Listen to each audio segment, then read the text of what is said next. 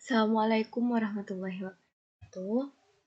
Jadi, hari ini kita akan membahas soal-soal mengenai sistem koordinat kartesius pada evaluasi harian.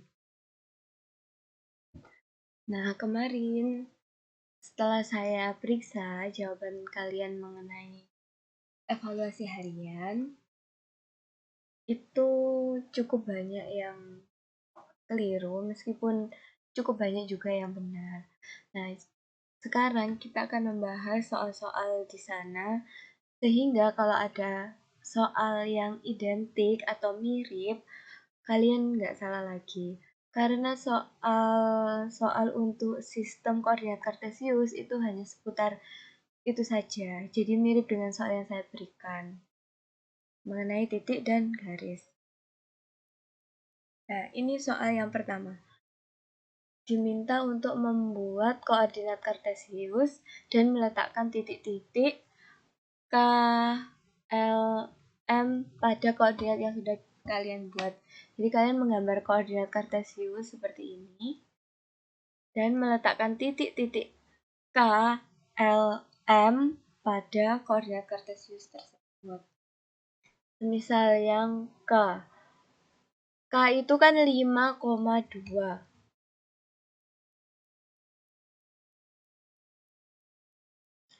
Nah, ini berarti titik K itu berada pada koordinat sumbu X 5, ini kan 5, dan sumbu Y 2. Nah, menentukannya, kita tarik garis ke atas.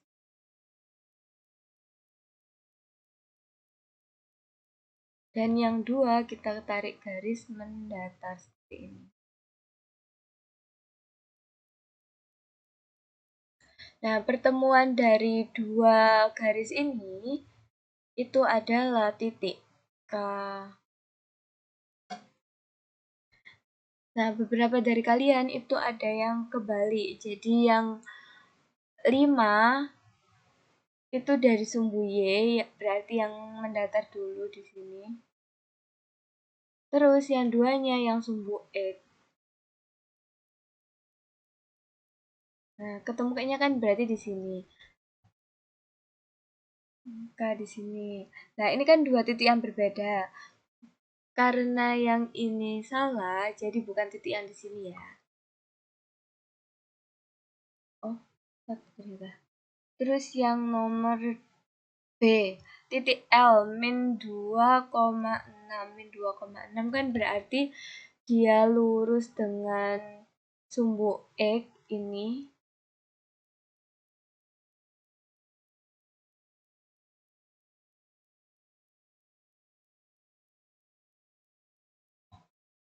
Dan sumbu Y 6. Nah, titik perpotongannya ini adalah titik L. Begitu juga dengan titik M. Nah, titik M ini kan 3,3. Berarti dia lurus sumbu X 3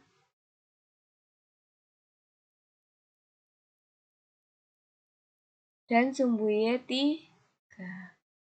Nah, ketemu di sini. Berarti ini titik M. Untuk yang nomor 1 itu banyak yang kebalik, tapi banyak juga yang benar. Nah, nomor 1 ini tergolong soal yang mudah. Jadi kalau ada soal seperti ini lagi, disuruh meletakkan titik-titik, menentukan koordinat dari suatu titik, jangan salah lagi ya. Nah, selanjutnya yang nomor 2, menentukan kedudukan titik C terhadap titik A. Nah, kemarin di video pertemuan pertama, itu kan saya menjelaskan cara untuk menentukan kedudukan satu titik terhadap titik yang lain. Itu dengan menggunakan cara pernyataan atau narasi. Nah, pernyataan atau narasi itu bagaimana, Bu? Contohnya yang nomor B ini. Kita pakai B sebagai contoh. Tentukan kedudukan titik B terhadap titik C. Nah, coba perhatikan di sini.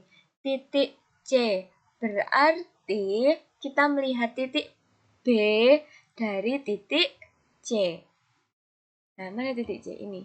Berarti kita lihat dari C ke B. Sehingga kedudukannya itu kita jalankan dari titik C ke titik B. Nah, jalannya itu cuma boleh mendatar sama vertikal atau ke atas ke bawah.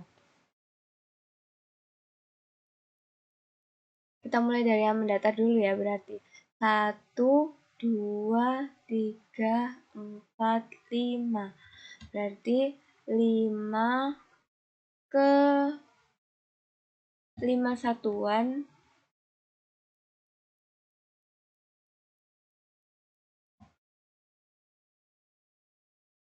5 satuan ke kiri dan 1, 2 satuan ke bawah. Nah, ini dengan cara pernyataan atau narasi. Nah, cara untuk menyatakan kedudukan suatu titik terhadap titik lain itu ada dua cara. Cara yang kedua adalah dengan menggunakan koordinat. Nah, kalau koordinat bagaimana, Bu? Kalau koordinat kita menggunakan pengurangan. Kalau yang narasi tadi kita lihat dari belakang ke depan. Kalau yang koordinat kita operasikan dari depan ke belakang. Bagaimana, Bu? Contoh yang titik B. Nanti kita jadikan perbandingan. Yang nomor B. Titik B terhadap C. Berarti koordinat dari B dikurangi koordinat dari C. Koordinat dari B itu kan min 3,6. Koordinat dari C itu 2,8. Nah, pengurangan koordinatnya bagaimana, Bu? Ini kan bentuknya kayak gini ya. Nah, itu depan dikurangi depan, belakang dikurangi belakang. Jadinya min 3 dikurangi 2,6 dikurangi 8. Jadinya min 5, min 2. Nah, kalau min 5 ini kan tadi mendatar, berarti dia ke kiri. Min 2 ini kan yang vertikal, atas bawah. Berarti kalau negatif dia ke bawah. Nah, sekarang bandingkan ini. Min 5 kiri. Nah, ini juga 5 satuan ke kiri. Min 2 berarti 2 satuan ke bawah. Ini juga 2 satuan ke bawah. Nah, makanya kalau ada yang ngerjakan dengan koordinat ataupun dengan pernyataan atau narasi, saya benarkan. Itu ya yang nomor 2. Cara menentukan kedudukan suatu titik dengan titik lainnya. Selanjutnya yang nomor 3. Nah, nomor 3 ini berhubungan dengan dua garis, kedudukan dua garis. Nah, yang nomor 3 ini cukup banyak yang terkecoh. Atau mungkin soalnya yang kurang jelas, nanti bisa kita diskusikan bersama kenapa banyak yang salah. Nah, nomor 3 itu berhubungan dengan kedudukan dua garis. Jadi, kita ulangi lagi materinya. Kedudukan dua garis itu ada 3. Sejajar, berpotongan, sama tegak lurus. Sekarang kita coba lihat gambarnya. Kalau dua garis dikatakan sejajar, berarti dua garis itu tidak akan pernah ketemu. Maksudnya tidak akan pernah ketemu gimana, Bu? Ini di sini jaraknya itu pasti sama dengan jarak-jarak lainnya. Nah, di sini. Kalau kita mau narik jarak dari satu garis ke garis lainnya itu pasti sama semua. Jadi kalau ini kita perpanjang, Nah, ini garisnya juga nggak akan pernah berpotongan. Nah, terus kalau yang berpotongan gimana, Bu? Yang berpotongan berarti dia ketemu garisnya satu sama lain loh, ini ketemu di satu titik. Nah, itu yang disebut dengan berpotongan. Terus yang tegak lurus gimana bentuknya? Kalau yang tegak lurus bentuknya kayak gini. Loh, Bu, ini bukan berpotongan.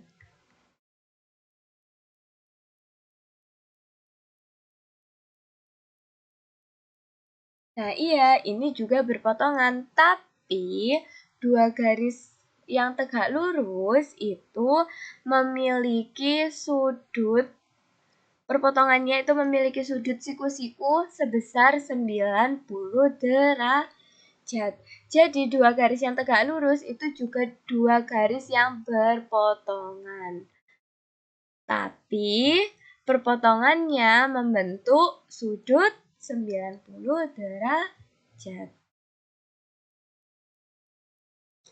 Nah, selanjutnya kedudukan garis terhadap sumbu X dan sumbu Y.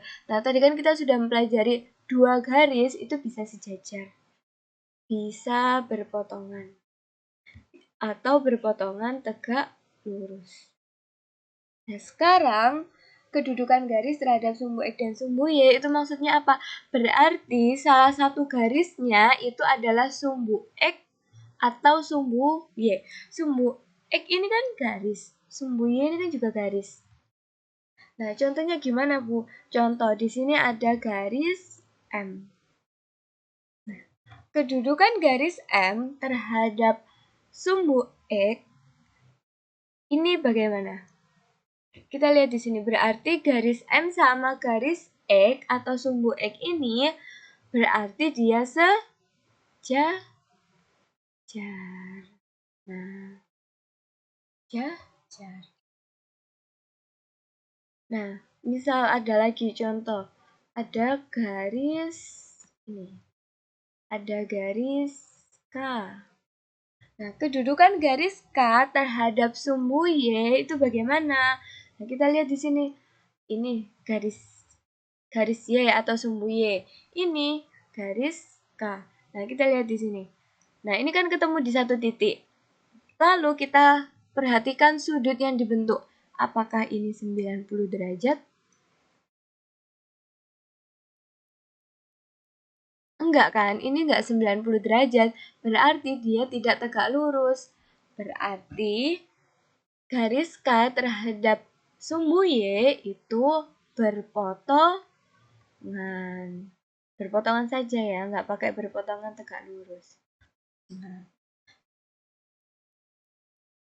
selanjutnya ada contoh lagi. Misal ini ada garis, nah ini, misal ini juga garis K. Kedudukan garis K terhadap sumbu X. Kita lihat di sini garis K sama garis X atau sumbu X. Dia berpotongan. Nah, lalu kita lihat apakah ini 90 derajat atau siku-siku? Iya, berarti garis K terhadap sumbu X itu berpotongan tegak lurus.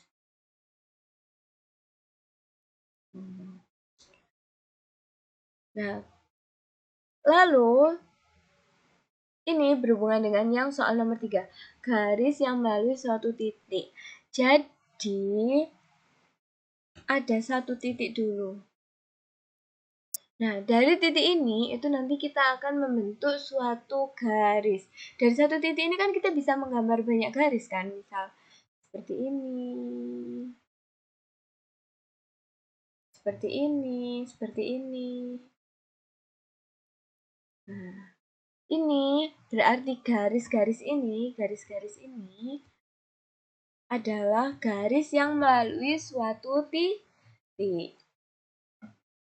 Nah, soal yang nomor 3, itu yang ditanyakan adalah garis yang sejajar, berpotongan, atau tegak lurus, dan melalui suatu titik. Jadi ada titiknya dulu. Misal di sini ada titik. Ini titik berapa? 4,2.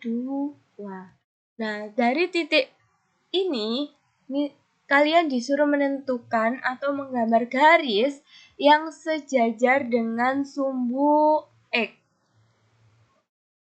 Kalau di sini ada titik, terus di sini sumbu X, kita disuruh menggambar garis yang sejajar. Berarti kan cuma ada satu garisnya.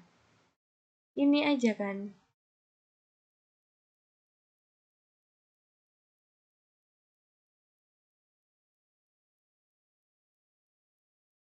Nah, misal mencong-mencong dikit, misal kayak gini. Nah, ini kan bukan garis yang sejajar kan, karena dia nanti akan memotong sumbu X. Berarti kalau dia yang diminta sejajar itu cuma ada satu garisnya. Contoh lagi, misal ada satu titik. Nah, ini kan garisnya cuma ada satu. Misal ada titik lagi, min 2,4. Nah, diminta untuk menentukan garis yang memotong sumbu X dan melalui titik min 2,4. Berarti kan kita bisa memotong sumbu X kan? Berarti kita bisa menarik garis seperti ini. Anggap ini lurus ya. Nah, menarik garis seperti ini. Atau seperti ini. Kan perintahnya hanya memotong, bukan memotong tegak lurus kan? Berarti ada ya bisa kayak gini juga. Nah, tapi kalian itu yang diminta di soal cuma menentukan satu saja garis yang melewati titik ini dan memotong sumbu X. Nah, ini kalau diperpanjangkan memotong sumbu X. Nah. Terus contoh yang terakhir, misal ada satu titik lagi, yaitu titik berapa ini? 6,-2. Nah, dari titik ini kita diminta menentukan garis yang tegak lurus dengan sumbu X. Berarti kan cuma satu saja. Nah, ini 90 derajat. Jadi garisnya cuma seperti ini. Nah, kita langsung ke soal yang nomor 3. Buatlah koordinat kartesius dan gambarlah garis, misalnya yang nomor A, garis yang sejajar dengan sumbu X dan melalui titik 2,4. Nah, sama seperti yang dicontoh tadi, berarti kita menggambar titiknya dulu. Titik 2,4. Berarti kan di sini. Lalu kita disuruh menentukan garis yang sejajar sumbu X. Ini sumbu X-nya. Nah, berarti kalau sejajar kan lurus dari sini.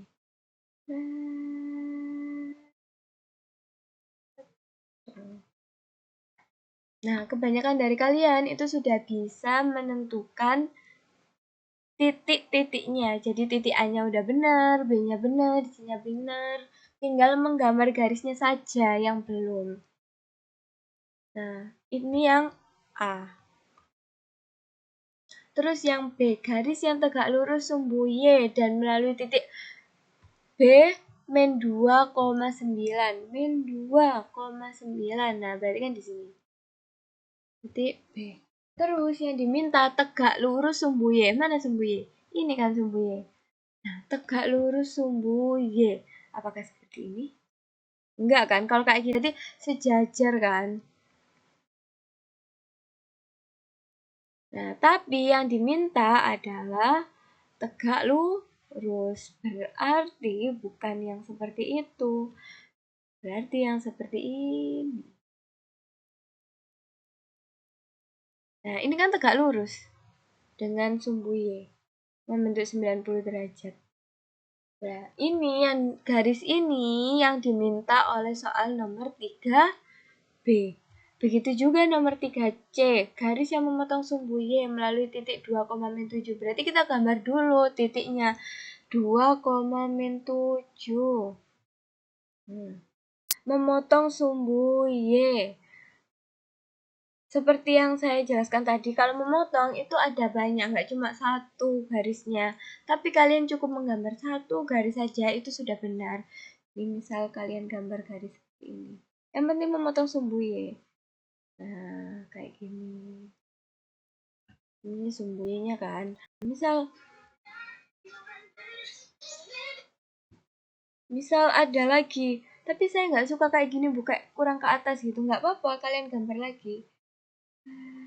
Gitu, nah. Gini juga boleh. Seperti itu yang diminta oleh soal nomor 3C. Nah, itu saja pembahasan mengenai soal-soal evaluasi harian yang sudah saya berikan. Untuk perbaikan nilainya, kalau ada yang remedi, soalnya akan saya share di WhatsApp group. Dan kalau yang nggak remedi juga bisa mengerjakan sebagai latihan soal, karena nanti akan saya bagikan pembahasannya. Itu saja dari saya hari ini, kurang lebihnya mohon maaf. Wassalamualaikum warahmatullahi wabarakatuh.